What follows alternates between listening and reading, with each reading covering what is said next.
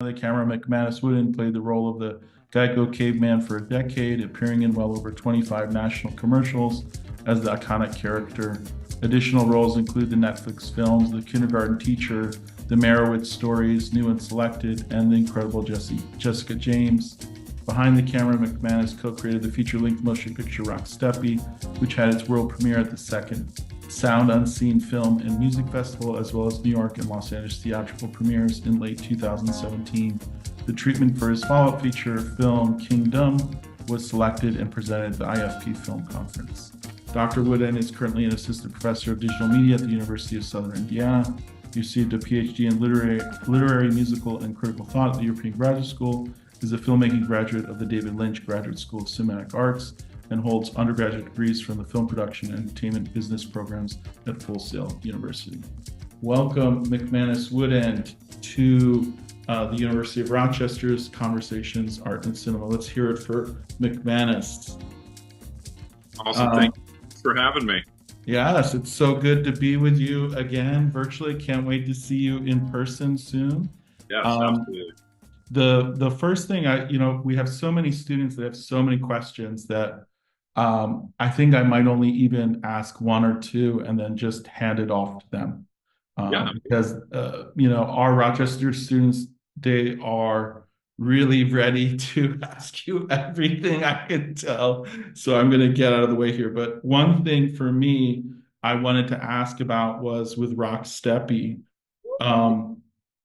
It's such a heartfelt. Oh, who's we that? Have a, right. So big now. Amazing. This is my son Romer.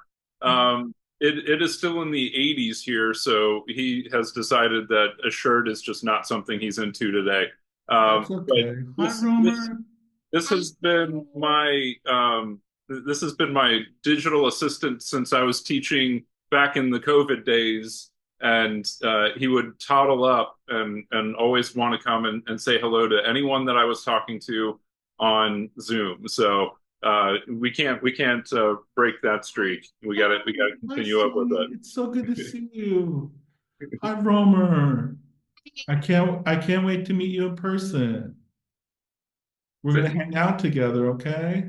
Yeah, we're gonna absolutely. play a lot, and maybe I'll bring one of my cats, and you can play with my cats.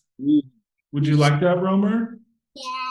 Yeah. Okay, that sounds good. And maybe we can make a movie with your dad together. We can all make a movie. Yeah. Oh, he's ready. I He's know. ready. I can tell. We won't let him be Definitely a your child star.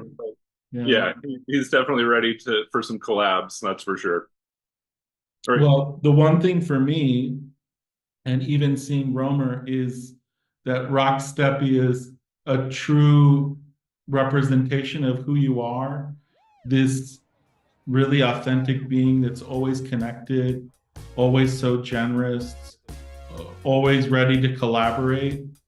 And it really, for me, struck me because I'm an LA boy, as a kind of a love letter to Hollywood in some ways. I know you were being critical a little bit and sort of, satirical and sort of giving us a warning about, that people can take advantage of others. But in the end, these two brothers, they make out with the 10 grand, and the Grumbles, the dog, gets the light in the sun. And I know it's a warning against the hits are everything generation, but it's still it's so touching. And I was just curious, did you know going into it that you wanted it to have that heartfelt message, or was it something that you found along the way? I think that with Rocksteppy, it was something that was always very good natured in both the satirical aspects of it and also the very wholesome nature of two very inept brothers that found a way to get what they wanted, and maybe not what they needed. We're still working on the sequel, but yeah, it was definitely something where we wanted to make sure that there was a proper representation of the world that we were in. at that point, which was a very small town with a lot of people that had big dreams. And I think dependent upon, your response to it is really fascinating, because to me that denotes that you're a very optimistic and passionate person, which I know that for sure, just the amount of time that we've spent together over the years. But it is one of those movies that can cut both ways, because some people, I remember some of the feedback that we got from even South by Southwest when we tried to get it played there. The feedback was, wow, this is a really mean movie. Did everyone know that they were in on the joke? And that to me told me that the person or the people that watched it might be a little bit on the jaded side of things. And again, there's nothing wrong with that. It's just a matter of perspective. And I think that's why the movie, it resonates with the people that it resonates with. And at the same time, it didn't really find a home per se in, the traditional route of taking it to festivals and then distribution and all of those sorts of things. So, I mean, for me, it was always very good natured and had those aspects of satire, especially when it came to just the blind ambition without much tangible talent. And I think everyone encounters people like that, and or might actually be those people as well in some way, shape, or form. But I don't think we ever wanted it to lean too negative or too positive. I think we wanted it to play the way it was going to play to whoever was watching it. That's exactly the way it felt for me. I liked that it went right in the center and was so powerful. The other thing that I really liked, and I've sort of pulled it up right here, right now, is that I noticed, like, right in the beginning, you had these incredible transitions. So we had this moment with Mr. Hamburger, and he says, like, I don't know why the brothers ended up being like that with a mother like that. And then it cuts right away to the mother, and here's mom, right? And then mom starts talking about the brothers. And then one is Phil, one is Harlem. They're good. They're good kids. They like music. When I played to them, Beethoven, Chopin, Mozart, and Bach. And then I love how, it sort of ends with her saying, but then they grew themselves. And then it cuts to them like growing themselves, So like the way that like the edit is so strong and so powerful.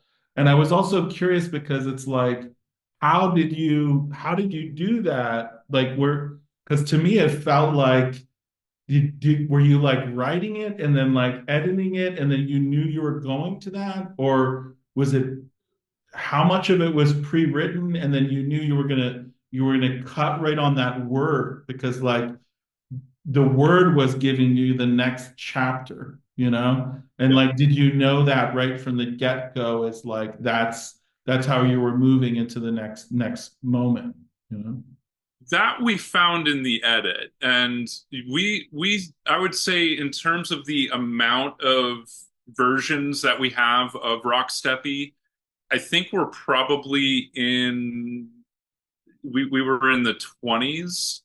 In terms of, our assembly was 3 hours long, because we had over 130 hours worth of footage, because we shot almost continuously for 3 weeks as we were traveling around the United States. I think we traveled 4,700 miles, and then we workshopped it for about a year. And then we went back after we did a few screenings and, played it for friends, and then actually took it back to Fairfield and played it there. And we were just thinking about, all right, how can we tighten it up? Because I think the edit that we first showed in Fairfield was right around 90 minutes. And then we knew something that I had kind of been advocating for the whole time. I was like, we need a coda. We need to wrap up a lot of these loose ends a lot better than what we did. And the test screening, essentially, the very friendly test screening that we had, it pretty much, gave that credence. And so we ended up going and shooting a few scenes that you see at the end, where they're wearing the tracksuits and Grumbles is a success and all that kind of stuff. We shot those probably about a year after we had finished principal photography. And we shot those in Minneapolis, which is where Jake Dilley was based at the time. He's now in Los Angeles. But we spent a considerable amount of time in the edit really finessing and working those movements, and especially the transitions from one scene to the next. I mean, a lot of those were either non-actors or people that were under the impression that we were real people, and then they were responding to our realness, because it was very much rooted in a Christopher Guest style of improvisation and narrative, maybe even arguably too close to it, especially Waiting for Guffman would be the prime example. I think that was one of the only films that we screened for the entire crew before we landed on where we landed in terms of the style. But to circle back and answer another one of your questions, we had a full feature-length script that was more akin to, oddly enough, like a Wim Wenders Road movie, but with an Alexander Payne sort of style. So it was going to be, we had it all scouted, we had it all planned.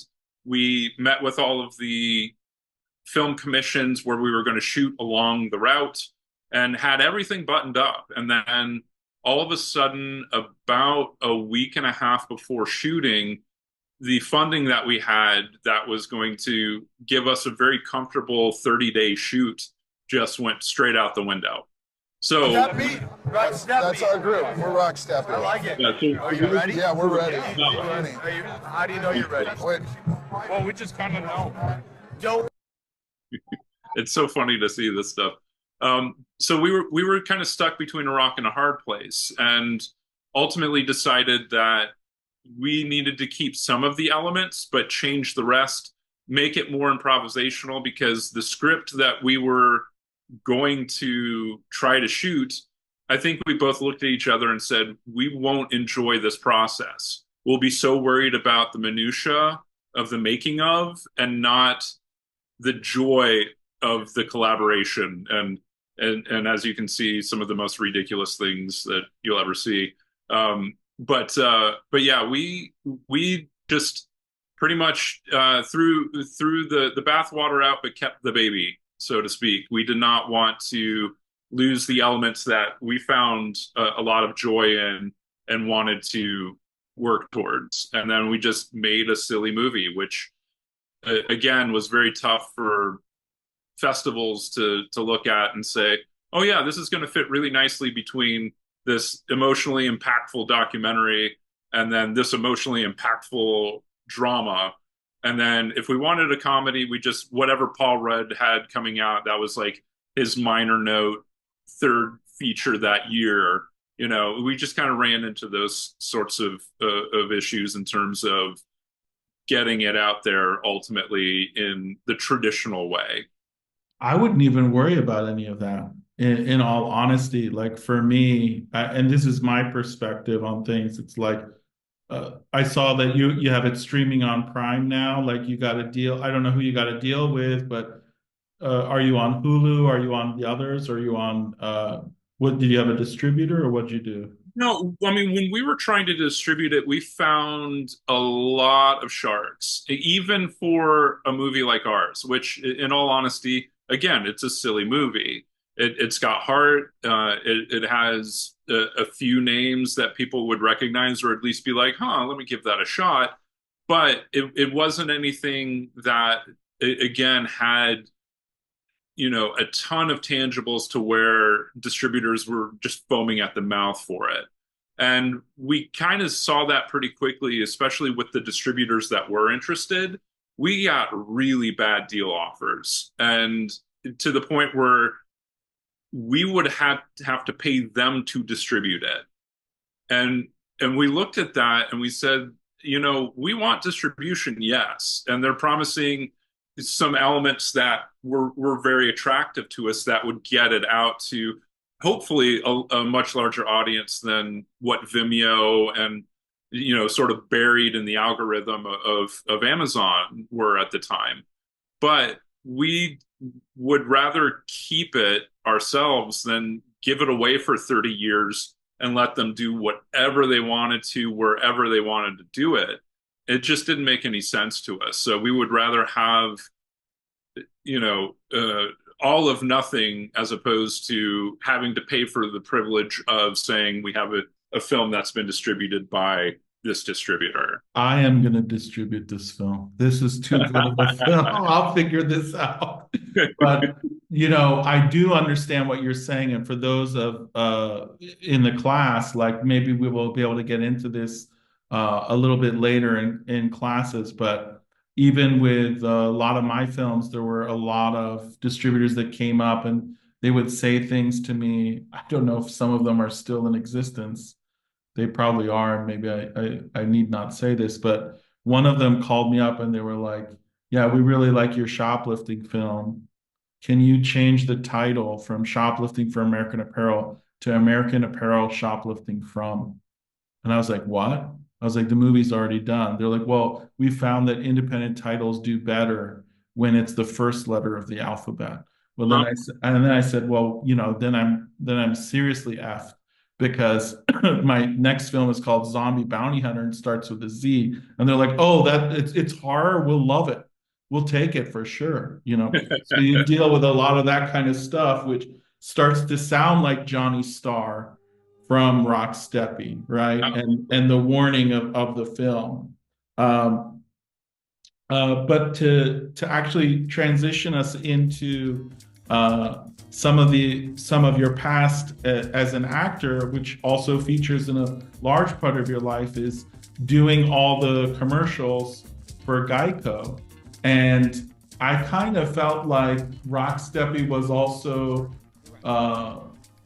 in some ways, maybe a shout out to that, like that dreams are possible if you chase them. Maybe it's because I know your story, but I was curious if maybe you could tell the folks like the caveman for Geico. How did that happen? So I was at Full Sail University at the time, which was my alma mater for undergrad, and I was working a job that I absolutely loved. I was an industry outreach liaison. You want to go back now? Okay. He's heard this story so much. But I was at the office and of all places, the Virginia Film Office website, because part of my job was to find crew happenings all over the US. And when I looked, I didn't see anything that day. But for some reason or another, I just got a wild hair to keep scrolling down into the casting notices. And sure enough, I found a casting notice that literally said, "Do you want to be a caveman?" ? And I was like, there's no way that's legitimate. Sorry, my son all of a sudden has a scooter indoors. So these things happen. So I basically just was like, first of all, I didn't think this was legit. And this was peak Craigslist era. So I was just kind of like, all right, I'm not going to give them any personal information, but I will see if this is legit. So I put together the world's worst acting resume that included special skills as a Rain Man-like knowledge of film and sports trivia, which is very true, and interpretive dance, which is also very true. And instead of a regular headshot, which is a nice close up of just you looking all glammed out, I did a full body shot of me doing a jumping jack in midair. I put all this together, sent it to casting on a Sunday night. By Monday afternoon, before noon, I got a phone call from casting saying, "Hey, this is so and so from casting.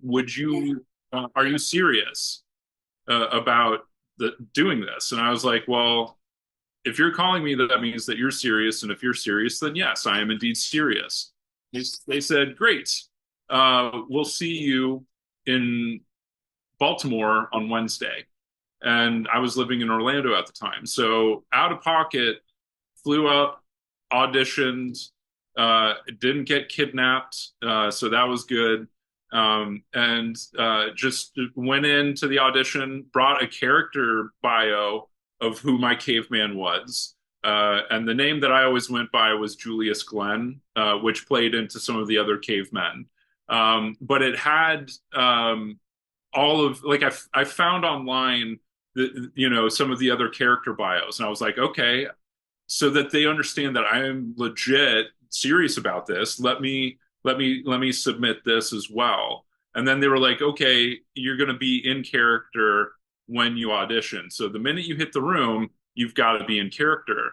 But they started asking me as McManus Woodend questions that I was answering as my caveman Julius Glenn, which I thought was really kind of interesting. And then I figured it out after like the fifth question. I was like, wait. Everything I've said is a lie. I was saying it in character. If you want to know questions about me, I'm more than happy to do that. If you want me to stay in character. And they're like, no, let's do a couple of your questions and then so on. And then during the audition, this was back when they were still shooting on, DV tape, and the tape snapped, apparently. And I was just kind of like, whoa, okay. So all of a sudden they pulled up what I deemed web experience, which included me dancing at a Greek restaurant one Christmas party with a belly dancer in the middle of this crowded room where people were just like throwing money. And they pulled it up and saw me in full caveman mode, essentially, because I just danced around this belly dancer and got the crowd going and all that kind of stuff. And they asked me how much I had to drink, and I said not a drop. And they said, I kind of felt like they looked at each other and were like, I think we found our idiot, because again, I didn't have any real acting experience aside from all of the studying that I had done and a little bit of community theater when I was basically up until around the age of 13. And then that was it. But it does, I think the biggest takeaway from that story is I am living proof that if you give it a chance and you hit it at just the right moment and you're just the right amount of prepared for it, then you can do something that you never thought in your wildest dreams you would ever get to do. No, this is one of my favorites. Hey, John, 5 more minutes and we're out of here. Don't worry, the new guy will be here. Hey, skippers! Oh, man. Can you send a steward to grab my bags? I'm going to grab a cappuccino. Not everyone can make it on a crab boat. You guys need anything? No? But everyone could save money with Geico. It's so easy. Even he can do it. Geico. 15 minutes could save you 15% or more on car insurance. And yes, we actually shot that in Alaska. I don't know if any of you are fans or have parents that are fans of that show, but I watched a few episodes before I went and shot it just to kind of get to know those guys that I was working with. And every episode had this big twist where everything was going great, and then all of a sudden the weather came in, and I'm just like, okay, that's creative editing.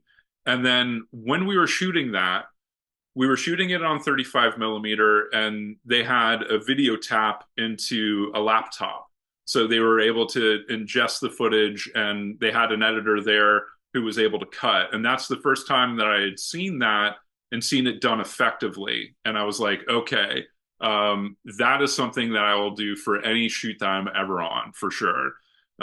Because what happened is in the middle of that shoot, all of a sudden, that weather came in. And it was legitimate. Jonathan Hillstrand, who's one of the brothers of the Time Bandit, he looked up, does this, and then he looks over at the director and he says, "You guys got about 27 minutes before it starts snowing sideways." And it was a gorgeous day, like you saw in the commercial. It was 20 degrees, it was sunny, it was absolutely beautiful. And in the back of my mind, I'm like, nah. And then I was like, he wouldn't say that unless he knew that that was indeed going to be the case. And it was. I mean, it literally got so nasty. It went from 20 degrees and beautiful, no wind, no gusts or anything like that, to -40 blizzard condition. Like literally the wind was I think 60-mile-an-hour gusts. And absolutely. I mean, the trailer that I was in as we were backing out of the jetty almost tipped over into the water, which would not have been good for anyone on it, including myself. But because we had an editor there who was able to, on the quick, cut together what we had and then tell the director, okay, we need this shot, this shot, this shot. Can we get this done in 20 minutes? And then do a quick wrap, get everything off of the jetty, get it off of the dock, and then be safe. And sure enough, to everyone's credit, everyone stepped up, nailed whatever mark they had to be on, whatever line they were saying, got enough coverage to where it was visually interesting without being overcut. So, I think it maybe even played in the favor of that particular spot, because there wasn't so much coverage that it was just, your attention never stayed on one thing for too long. But yeah, that was a fun spot to shoot, and filled with avalanches and blizzards and all sorts of crazy things. But yeah, that was one of my favorites for sure. I'm going to go ahead and open it up to the students because I know they have a lot of questions. So whoever wants to start, just unmute yourself, ask away. I can jump in. So earlier you had mentioned the idea of joy. Probably start with your name again. Oh, just in case. Yeah. Of course, just in case. Oh, hello again. My name is Naziah. And my question is going back to the concept of joy. And I wonder, how do you balance, your joy and passion for filmmaking with the inevitable stresses that come with it? Well, I mean, you hit the nail on the head right there, Naziah. It is a balance, and it's a precarious one at times. It's a beautiful one at others. Not to sound too mystical about the process, but you never really know what's going to happen, even when you've planned it. I think, and I might be butchering this quote, but there's a great David Fincher quote where you don't know that you're a filmmaker until you have 5 shots left at the end of the day and you can only get 2. And you figure out which ones are the most essential and then which ones aren't. And, something I do with my students, especially a room full of new filmmakers, I will never say young, but of new filmmakers, is, whenever you ask the question, all right, who wants to be a director? Everyone's hand in the room goes up. And then I tell them one way to be an effective director is to have someone follow you around for an entire day and do nothing but ask you questions about everything that's going on in your immediate happening. And if you can handle that, then that's first of all, if you can find anyone to commit to doing that, that's a special person and have them on your set. But it's important because you are faced with endless questions about things that you may have never even thought about. And it happened a lot on Rocksteppy because we had a small, tight-knit crew. it got to a point after a few days where, because it became almost overly collaborative in a way that wasn't going to be beneficial, we literally said, okay, here are notebooks. If you have an idea during the middle of the take, write it down. And then after we get a couple in the can, so to speak, then throw it out, but it can't just be a free-for-all in a way to where it doesn't benefit the production, because then it can create a situation where everyone is kind of a de facto director. You always want those ideas, and you want to make sure that those ideas are generated. And that's part of the joy of the production apparatus of filmmaking, because it's now something where it's not one person being dictatorial, like the auteur theory, which, again, there's places for that, especially when it comes to having a very precise vision.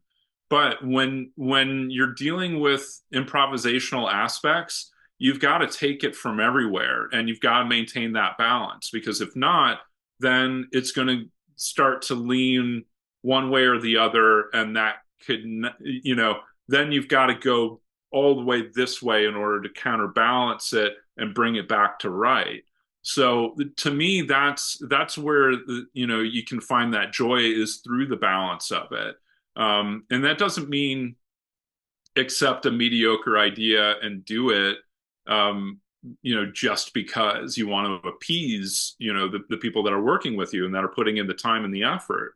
But what it does mean is that if a suggestion is almost there, then you can take it somewhere else. I mean, that happened a lot with Caveman, where I would get lines thrown at me, and sometimes even line readings. And I would take that and run with it, because I knew that if I did it verbatim, it wouldn't hit.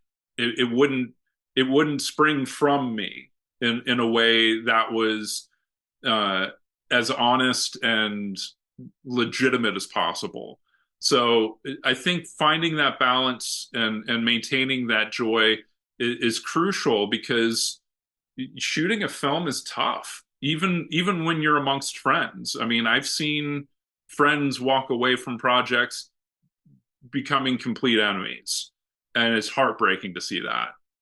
But if you go in with the best of intention, where you just want to create something fun or cool, or at the very least have something to say about it, even if it's not as serious and overtly impactful.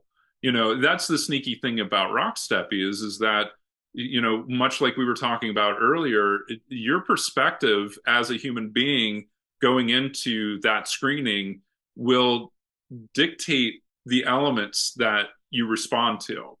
And having that ability, especially for a film that is overtly silly, and that's the fun and the joy of watching it with an audience, because everyone's going to take something away from it, and it's not just going to be, the worst thing you can do is just be like, oh yeah, it was okay. If you ever have that reaction, then that would bring me no joy as a filmmaker, because I want you to have a reaction, even if you don't like it. Awesome. What was it that didn't resonate? How can we talk about it?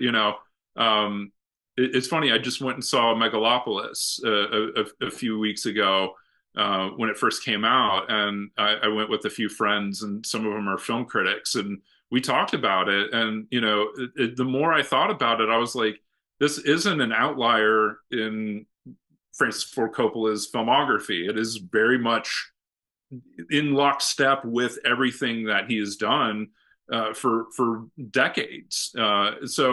And the biggest thing is that his big note to all of his actors and all of the filmmakers on that set was to be brave.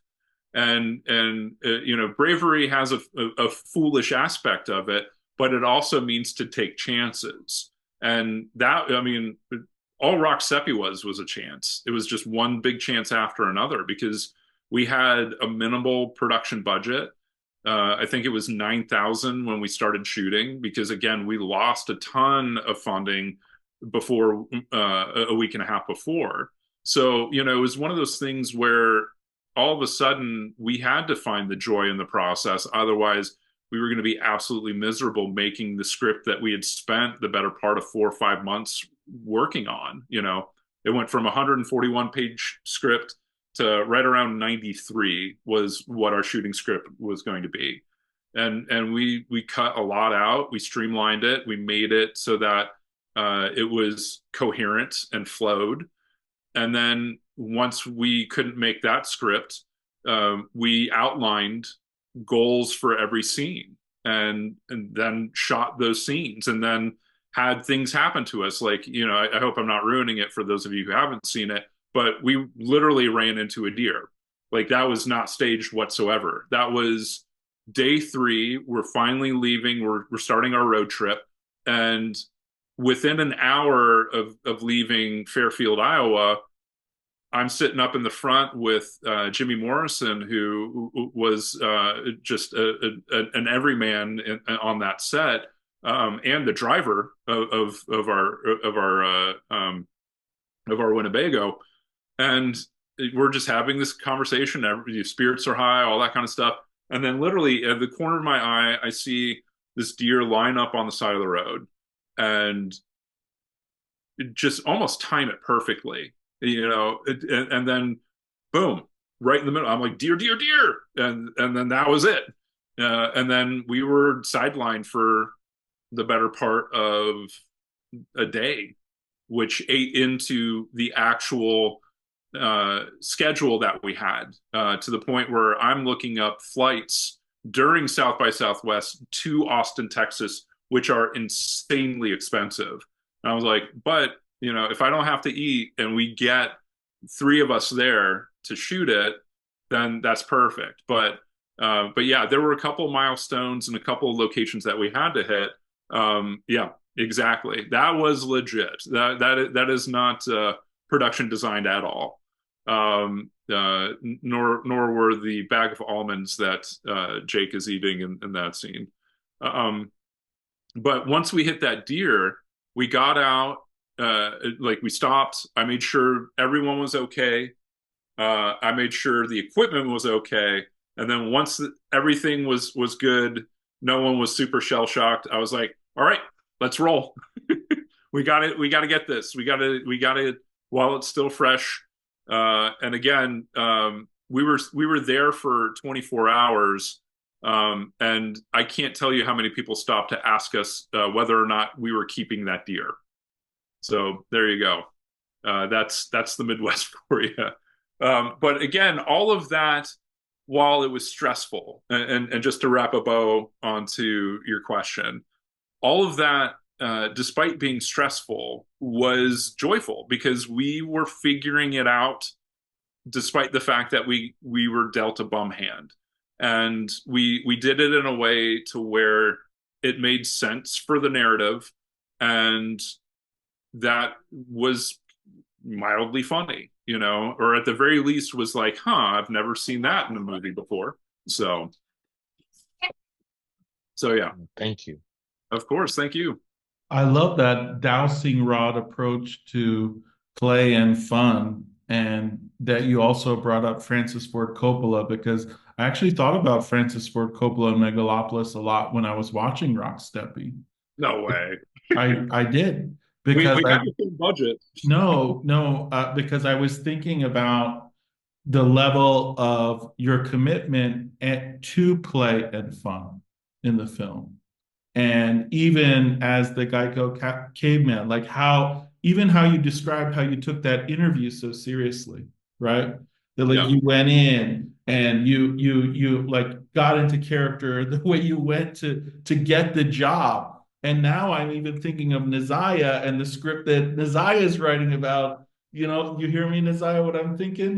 That script you're writing is like that, straight up like that. So it's like, to me, I think it's that level of commitment to play that's so powerful about you, McManus, that leads to the success of the acting, the success of doing the project, And I think it really connects with what's the next part of our introduction to the video art class when we get into acting for camera, we get into short films now. Because Coppola has been saying, right, with Megalopolis, the main thing he's been saying is like, okay, in the age of artificial intelligence and everything that's going on, the main thing that's filmmaking is really storytelling and acting, right?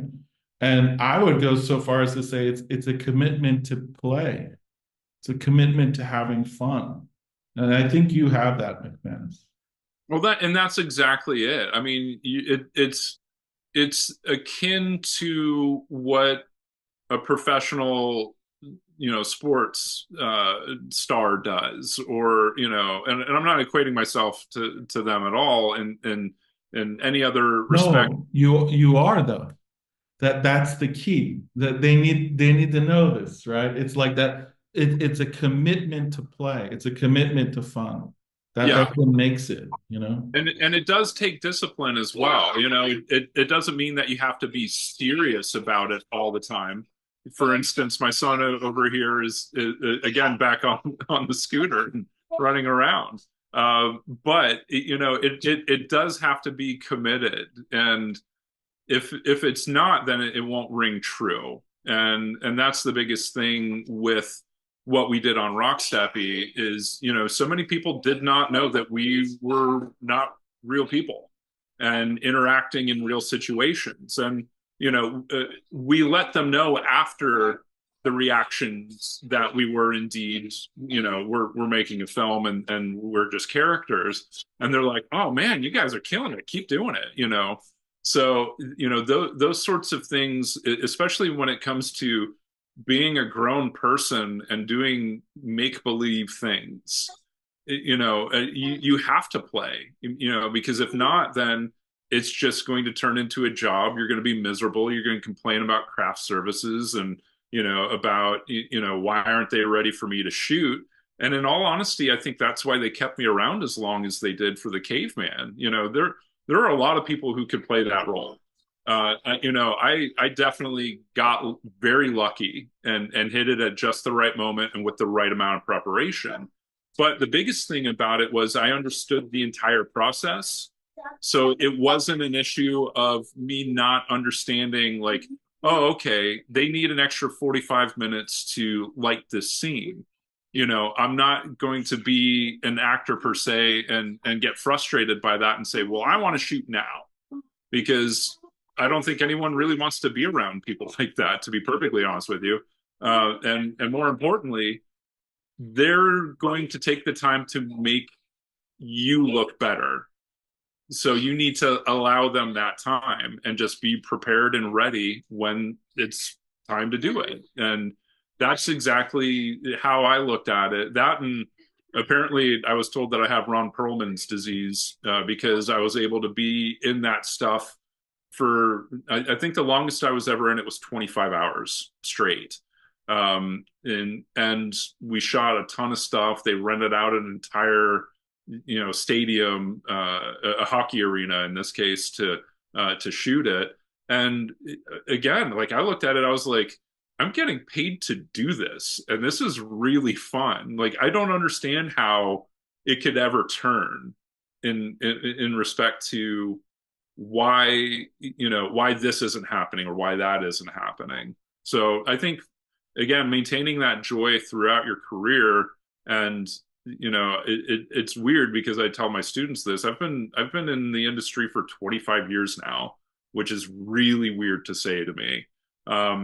But without that joy and that enthusiasm for whatever it is that you're doing, even if it has no commercial prospects or has all of the prospects in the world, if you're not enjoying what you're doing, what are you doing? Seriously, what are you doing? You have to ask yourself that.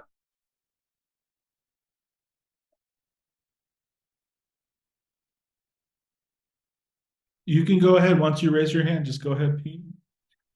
Hi, yeah, hi, McManus.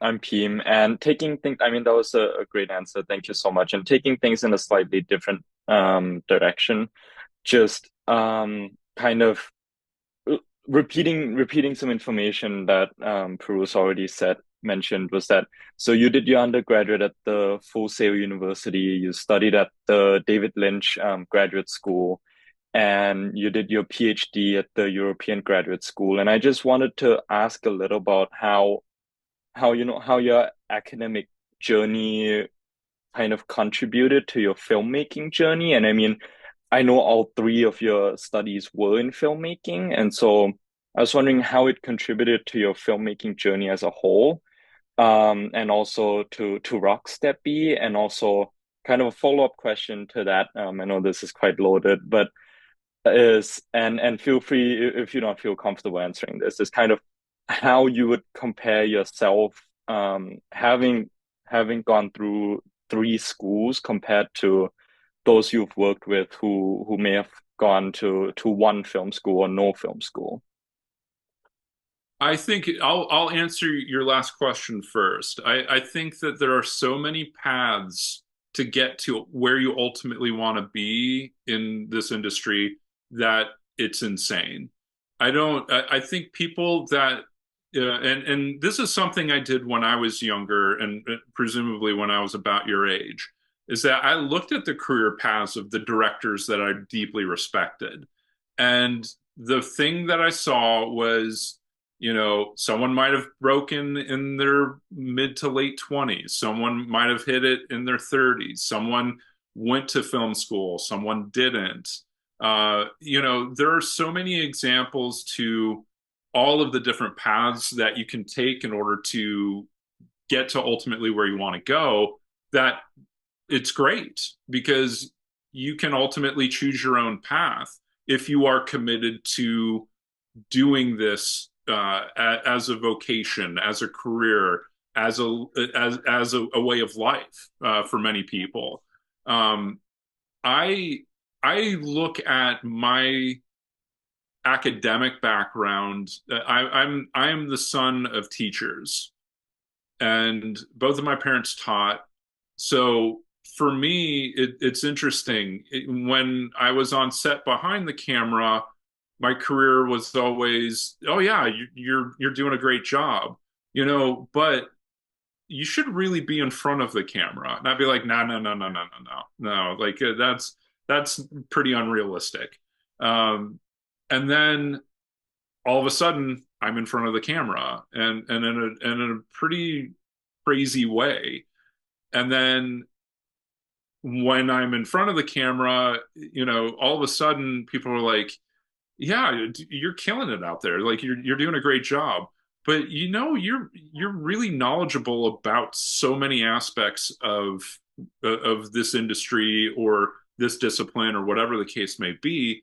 You should really think about teaching at some point.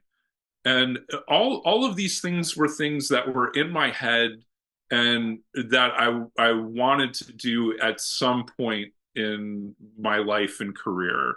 And again, I think to answer your question, the way that my career and in terms of my academic career has stacked up with other people is that it's my career. This is my path to ultimately where I've been, where I'm going, and then where I may still go. I'm not that old yet. And who knows, I could have one of those weird like Ken Howard careers where or even like Gene Hackman, who didn't even start acting until his mid 40s, and he was off to the races after that. But excuse me. But I think that another point that I wanted to make is just to stay open and as fluid as you can to the opportunities, because they'll come out of nowhere, literally on the Virginia Film Office website, or, I found out about EGS literally looking up one of my, at the time, favorite directors, Gaspar Noé, the French Argentinian filmmaker, and he taught there. And I said, wait, they let him teach at a school. I gotta check this out. And then, applied, and then questioned the application process and all that kind of stuff. And finally was like, this is my place. This is where I need to be, so that I can learn from amazing filmmakers like Terrence Malick and Wim Wenders and Catherine Breillat, and Tom Kalin, Mike Figgis, like all of these, Volker Schlondorf, like all of these amazing people that I have behind me in my film collection. I can actually sit down and ask them questions and like have a drink with them in a bar that's a cave, on the top of the Swiss. Like this sounds too good to be true, and then it is, and you're there and you're doing it. And so I mean, I've been very unorthodox from the jump. I think I knew that the traditional college mode for me would have been disaster. I had a chance to go to UCF and FSU, and then was set to go to a small school called Flagler College in St. Augustine. And I just knew that I wasn't going to flourish the way that I needed to if I went to a school that was a lot more traditional. So all of these schools had very accelerated learning aspects to them, and that appealed to me. And so that, by 19, I'm working with ABC Sports and traveling around. And then when I'm not working with them, I'm working on these films, and, they're small, low budget independent films. But, all of a sudden I'm 19 years old and I'm a location manager instead of just a PA. And, all of these opportunities were discovered because I was open to them. And without that openness, you're going to miss so much of what's going on here and so much of what's going on here.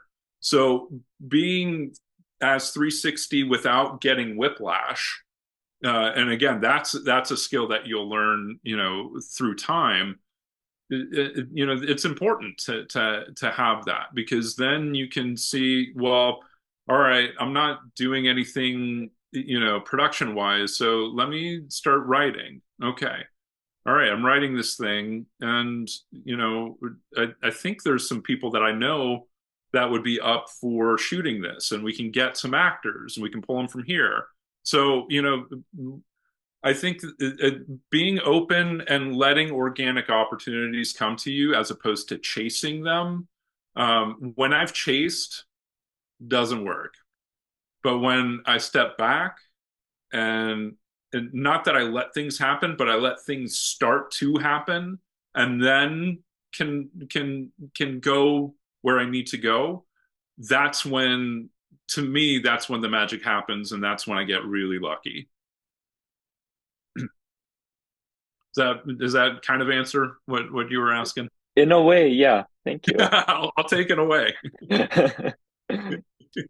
And Peem, if you need to get even more specific with like something you're searching for in yourself, to make that, if there's anything missing in the question or you want to take the question further, go for it in this moment, because I feel like there's a question within your question as well. I mean, yes, but I think the other kind of question I wanted to ask really was just kind of, what was the David Lynch graduate school like? What was that experience like? What were the stuff you did? It was it was excellent and very arduous, because it was the first class that they had ever offered at that level, and there were many aspects of it that and the production end of the David Lynch graduate school isn't around anymore. It is just purely screenwriting, and the screenwriting is fantastic. Like I'm not going to say I'm jealous of what they're doing there now, because we were the first class. We were the guinea pigs in so many ways, and there were a lot of aspects that were fantastic. I mean, we were essentially isolated. Fairfield is in the middle of nowhere, so we didn't have distractions. It was in a deeply spiritual environment, because everyone was practicing transcendental meditation every day. and all of that. And that's something that I had already been practicing before I went there. And, at the root of it, meditating twice a day for 20 minutes each time and getting yourself right within yourself, that's never a bad thing. So for me, it was a no-brainer to give that a shot, especially if what they were offering was true, which is come to Fairfield, Iowa and make a feature film. And that is exactly what I wanted. I wanted that experience. I was in my early 30s at that time, so I knew that I was ready for it emotionally. It was just now a matter of what is the project going to be, and then meeting Jake and connecting with him the way that we connected. We looked at each other and were like, this is a no-brainer. We need to make something together. So that's exactly what we did. But we were definitely guinea pigs too. I mean, there were so many logistical issues that, again, because of my experience, I was able to help them sort of see before they happened, and then help them develop good practices in terms of, if we've got 6 projects that are going to be shooting within, a few weeks of each other, we need to make sure that this is super scheduled. And do we have enough equipment? Do we need to rent? Do we need to all of these things? So, even with Rocksteppy, initially we were going to shoot on a Red 1, which compared to the Reds now, thing was a brick. I mean, to get that, and then the lens that they had, which was a big PL zoom lens, it was about 40 to 45 pounds. So, to go and to have the flexibility to shoot anywhere would not have worked. So we ended up despite the fact that we wanted to shoot at 4K, but our budget didn't give us the opportunity to. So we shot it in 1080, but we shot it on smaller cameras that we could shoot multiple cameras and not create, an awareness of the fact that we were shooting a movie.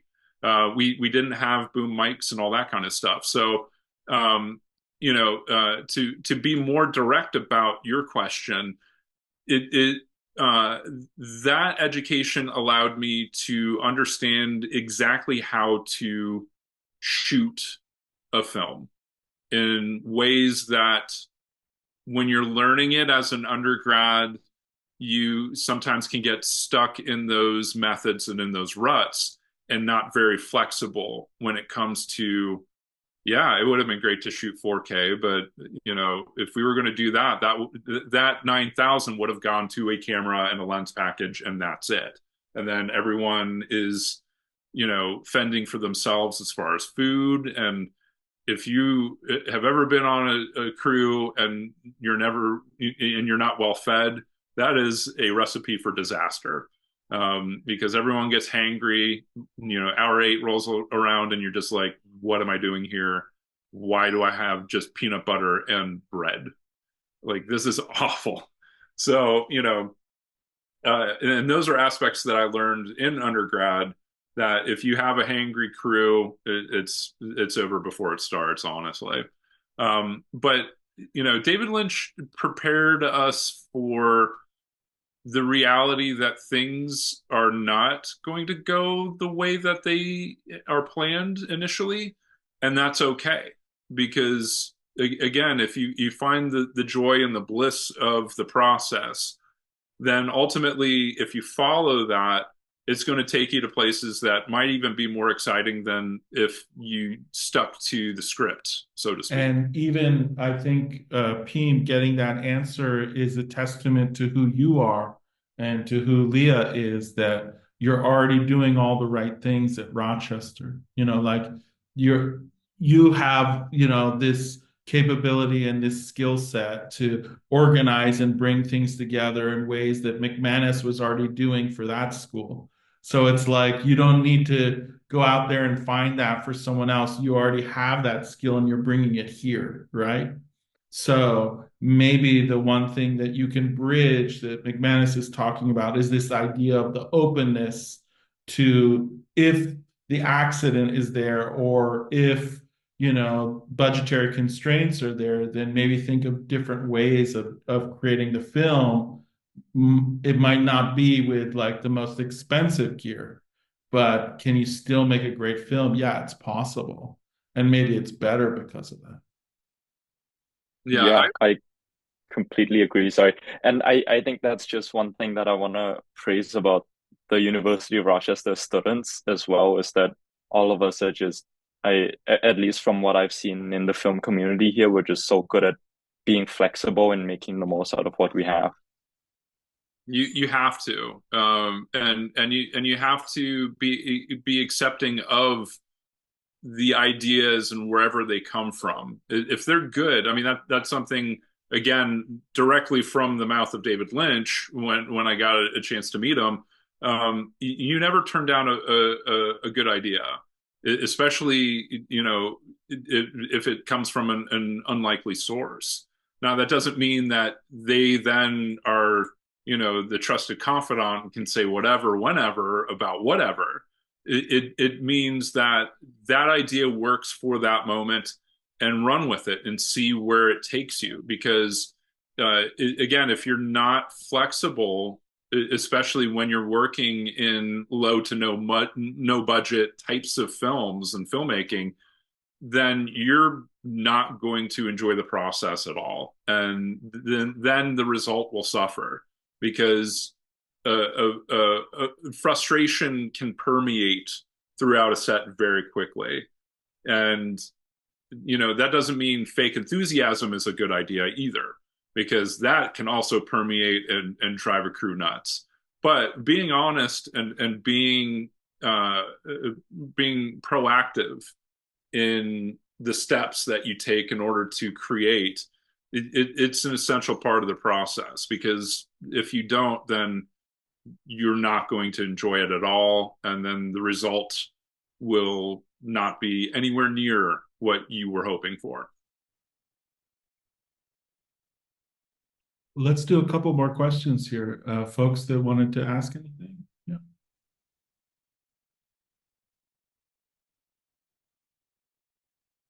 I have one. Hello, my name's Mara again.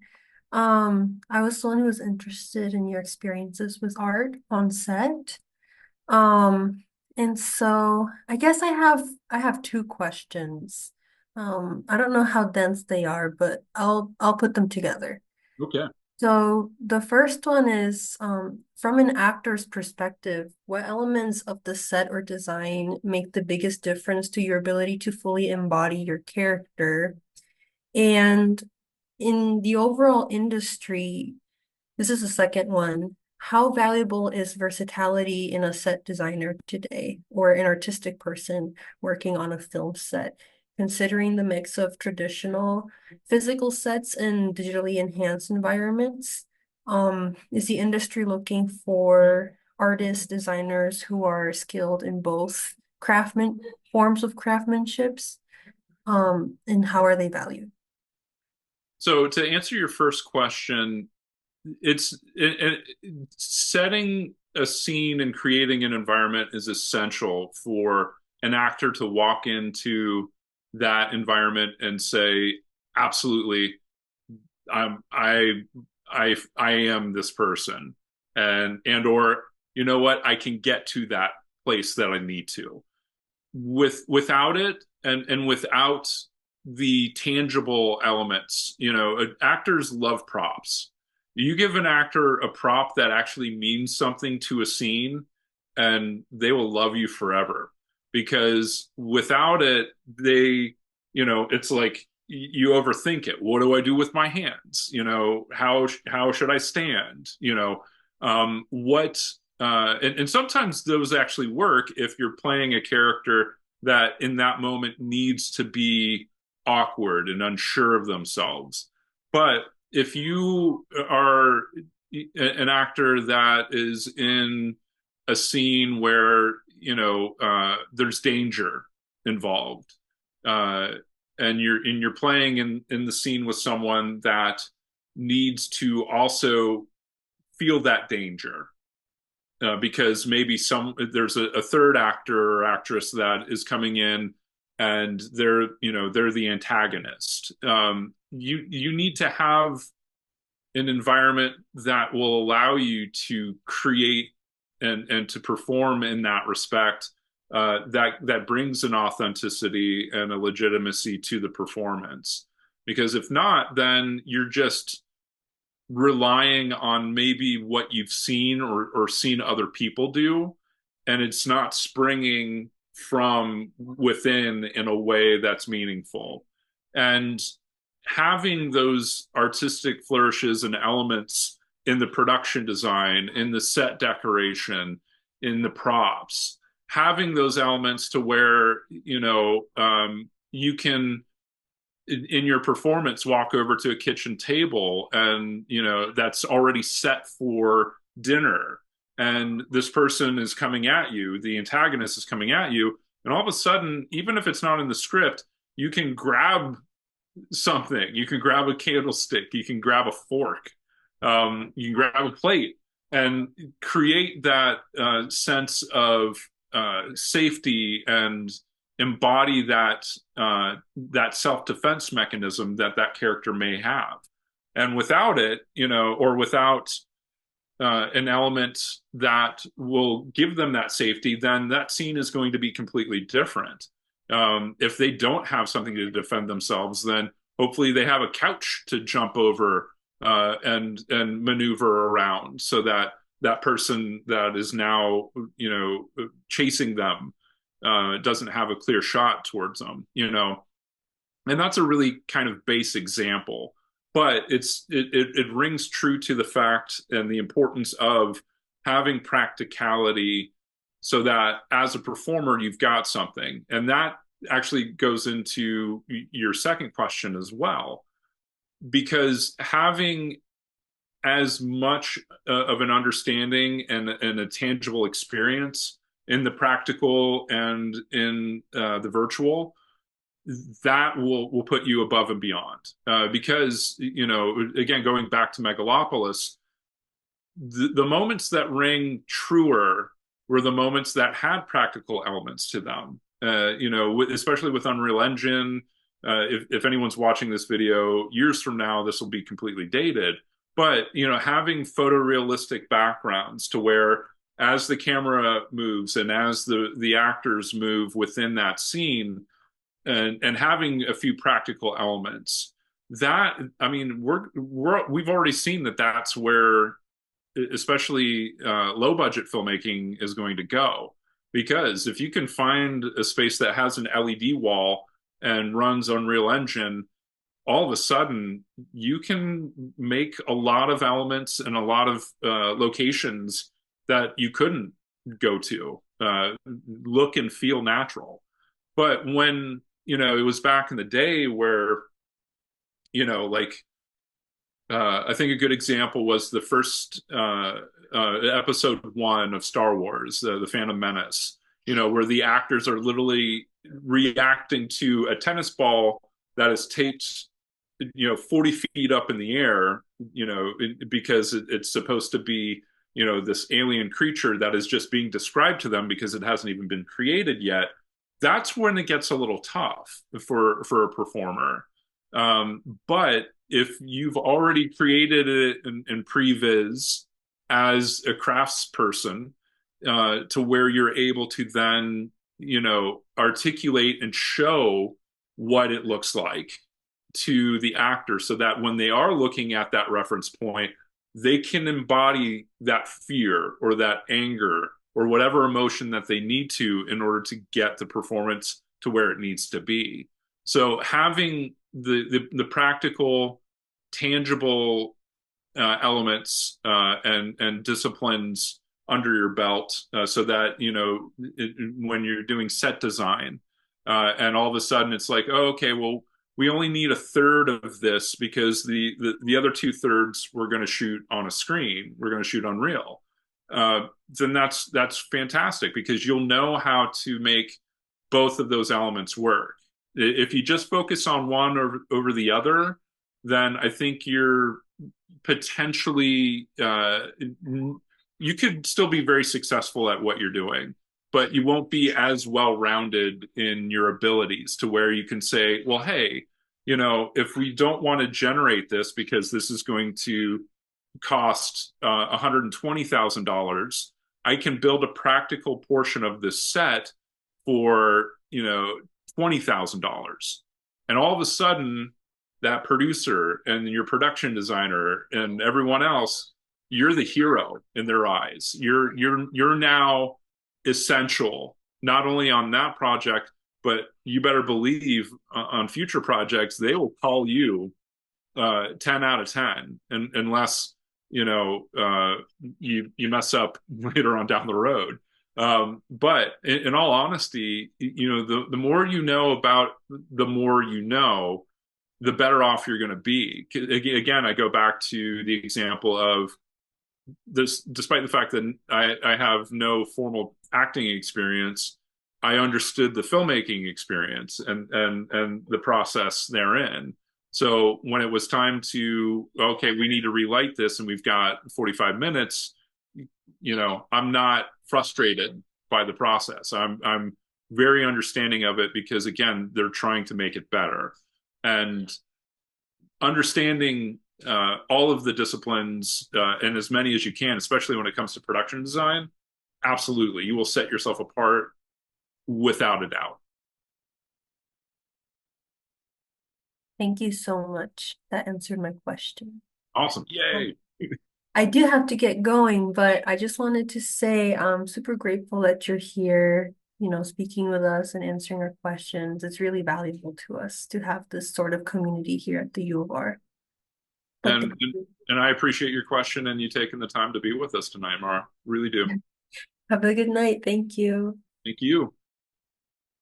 So before we head off, and because I know we did about 12 minutes of introductions, I wanted to make sure whether Alexandra or Fong had a question before we take off here. Yeah, I had a question. I was like, I'm a senior, so I'm graduating soon, and I'm hoping to apply to like different schools. And you mentioned the David Lynch program, so I'm looking into that. But is there any other programs that you recommend like applying to? It all depends on what it is that you want to do. If you're strictly screenwriting, and of course where you want to do it, because your New York and LA are fantastic. Those are great places, especially if you want to get into the industry. Absolutely, you can never go wrong.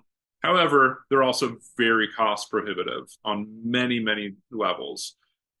So looking at smaller programs, maybe even the David Lynch screenwriting program, even though I am not a graduate of it, I will advocate for it because it's a low residency program.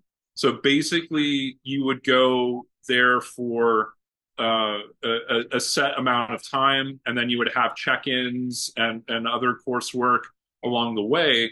But on the whole, you could, stay in Rochester, and if that's where your family's from and that's where you want to build your life, and then there you go.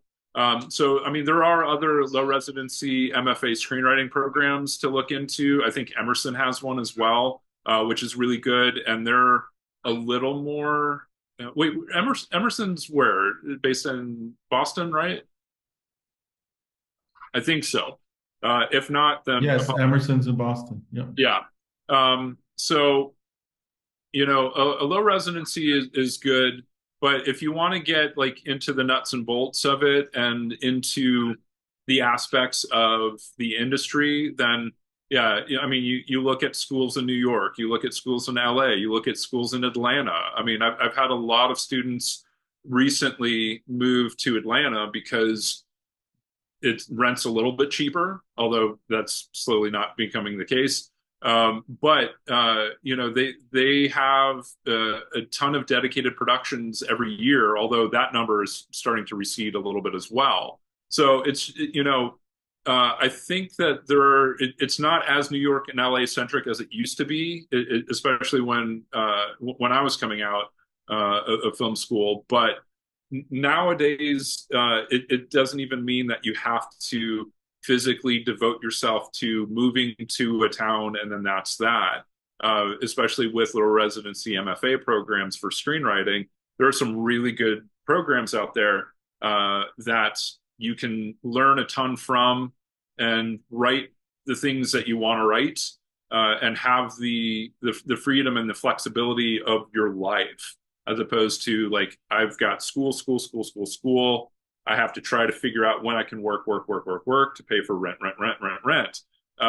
It's not as cut and dry as it used to be. Now it's definitely worth looking into, especially if you know for sure that that's the route you want to take and the way that you want to take it. Does that kind of make sense? Thank you. Of course. Thank you. All right, let's hear it for McManus. Thank you so much for giving us your time. You've been very generous. We're going to stay with the heart and follow the dog for sure, and try and have as much fun and play that you've shown us. So we're very appreciative here at University of Rochester for you being with us. So thank you so much.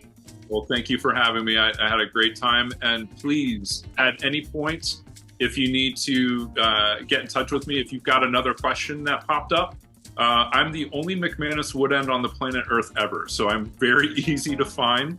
I have a website, McManusWoodend.com, or you can track me down through the University of Southern Indiana. I have an email address there. I can give it to y'all, later on if you want. It's totally up to you. If you want to just even chat movies, I'm up for that as well. So kind of you. All right, if you want to unmute yourselves and say thank you, let's hear it for McManus. Go ahead and unmute yourselves. I'll go ahead and Thank you. Thank you. Thank you. Brother wanted to say thank you as well. Oh, he's so cute. Thank you. Thank you, Juan. All right, everybody. Take care, and thanks so much. Stay with the heart. Follow the door. Baby rockin' boy, oh baby rockin'